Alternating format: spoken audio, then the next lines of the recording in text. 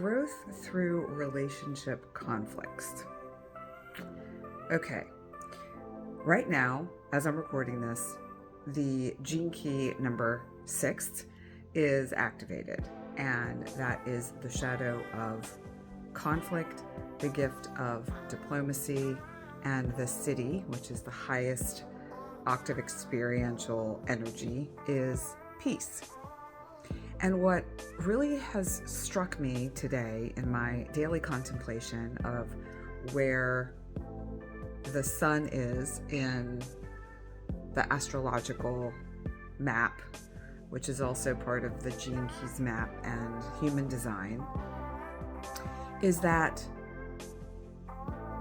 when we are in relationships, obviously we would love for them to be flowy and allow us a sense of freedom and spaciousness and fun and frivolity and all of the what we would consider good stuff, the good things about being in a relationship. In addition to that, however, where the real alchemy takes place, where the real juiciness of being in a relationship comes from, is that tension that you might feel within a relationship, or the conflict or the friction that is occurring between two people within the relationship, where it's almost like this force, like if you rub your hands together, that friction of the two rubbing against each other creates heat, maybe even maybe a little bit of moisture from that heat. Something is happening. There's an alchemical reaction, a reaction that is happening that you can experience and feel with your hands. To stop that reaction, you just stop rubbing your hands together, but there is a residual effect of the heat in the hands or the moisture in the hands from that friction. And so within relationships, it's very similar. We have a conflict with our partner or with a friend, and for me, I would like to resolve it in that moment. I don't like to have that energetic at play within my relationships. I'm looking for a resolution to it. I don't want to feel this discomfort of this conflict. Sometimes, though, we really need to take a step back. We need to have some space. We need to come back to ourselves and really examine or review what took place and how we feel and what we would like the outcome to be, and then reconnect and to have a moment to find a place of reconciliation and peace. So we have the retreat period, the review period, the reconnection period, and then ideally a reconciliation where we can come together to have a resolution. Oh, I'm on fire with the re's today. So what I find so fascinating is that, myself included, and I see this often as well on social media and in conversations, we're all looking for that ideal relationship, that person that checks all the boxes, that person that we feel good with, that person that we can be ourselves with, but yet we want them to be kind of what we want them to be while being themselves. And how fair is that? How possible is that? How realistic is that?